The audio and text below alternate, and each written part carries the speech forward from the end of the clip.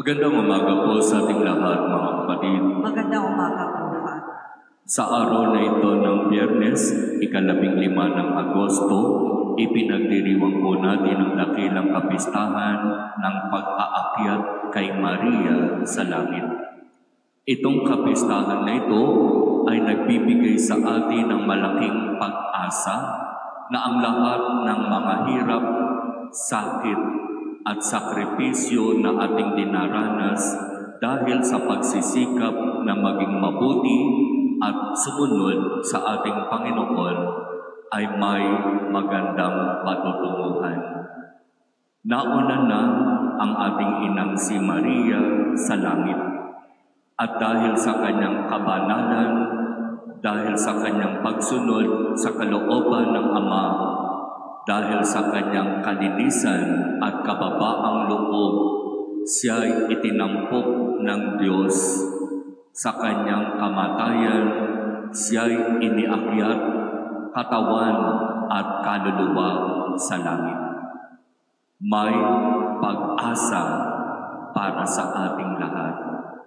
Hindi mababaliwala ang mga sakripisyo na ginagawa natin alang-alang kay Jesus. Hindi mauuwi sa wala ang lahat ng mga pinaghihirapan natin kung ang lahat ng ito ay ginagawa natin ng buong puso nang hindi nag-iintay ng anumang kapalit, papuri, parangal, pasasalamat. Gawin nating halimbawa ang buhay ng ating inang si Maria sa ating pagsisikap na sumunod at maglingkod sa Diyos. Kaya nga ang kapistahang ito ng pag-aakyat kay Maria sa langit ay isang malinaw na dogma ng ating simbahan. Ibig sabihin ng dogma, ito ay katuruan na ipinahayag ng Santo Papa at ito ay dapat nating paniwalaan at tanggapin. Ipinahayag itong dogma na ito noong November 1, 1950 ni Pope Pius XII.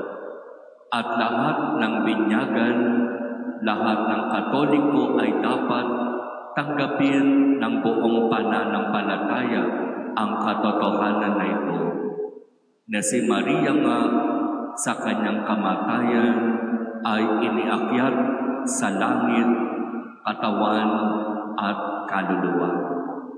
Kapag hindi natin ito paniniwalaan at tatanggapin, tayo ay ituturing na hiwalay sa pananampalatayang Katolika sapagkat ito ay idiniklara bilang dogma, matinding katuruan ng ating simbahan. Kaya dapat nating paniwalaan at tanggapin. At kung babalikan natin ang kasaysayan, ang Santo Papa ay hindi naman basta-basta magde-declare ng isang dogma nang hindi ito talagang pinag-aaralan, pinagninilayan, pinagdarasalan at isinasabuhay. Sa matagal na panahon, itong katuruan na ito ay naririyan na at nang dumating ang takdang oras upang ito ay ipahayag bilang dogma, ito ay ipinahayag ng Santo Papa.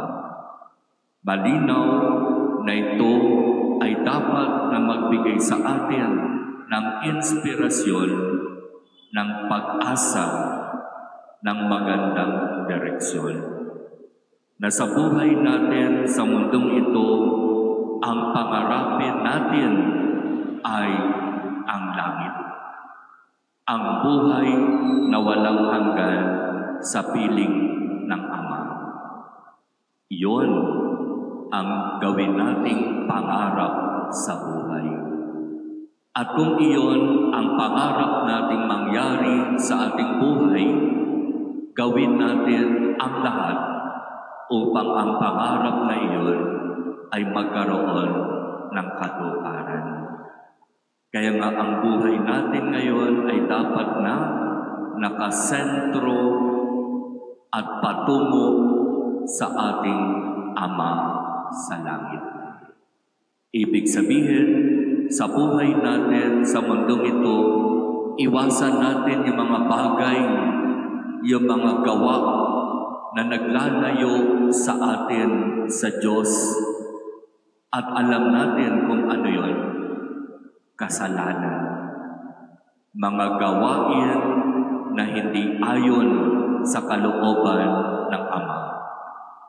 Hingin natin sa Kanya ang tulong at biyaya na habang tayo ay nandirito sa mundong ito, matanggap natin mula sa Kanya ang biyaya na patuloy na kumapit, magtiwala at manalig sa Kanya sa kabila ng maraming krus, ng maraming pagsubok sa buhay. Si Maria ay nagtagumpay na. Marami siyang pinagdaanang matinding hapis, matinding pagsubok, at matinding krus sa buhay. Pero nanatili siyang kumakapit at nananalig sa Diyos. At sinasabi nga, kahit hindi niya masyadong naiintindihan ang lahat ng nangyayari sa kanyang buhay, umasa siya at nanalig siya sa Diyos. Kaya nga sa katapusan ng kanyang buhay, siya'y binigyan ng Diyos ng gantimpala. Inihiwalay siya sa kung ano ang nararanasan ng tao, kung saan tayo ay namamatay, inililibing at nabubulok ang katawan. Kung hindi man mabulok, biyaya iyon ng Diyos. At sa pagdating ng tinatawag na paghuhukom, haharap tayo sa Diyos, hahatulan tayo ayon sa buhay natin ngayon. At kung tayo ay matagpo ang karapat-dapat, tayo ay papapasukin sa Kanyang kaharian. At kung tayo naman ay matagpo ang hindi karapat-dapat, tayo ay paaalisin sa Kanyang harapan. At sasabihin niya, lumayo ka sa akin, ikaw na mapaggawa ng masama. Hindi kita nakikilala. Ipagkaloob nawa sa atin ng Diyos ang biyaya ng tunay na pagsunod sa Diyos ng buong kababaang loob, ng buong kasimplihan, at ng buong katapatan.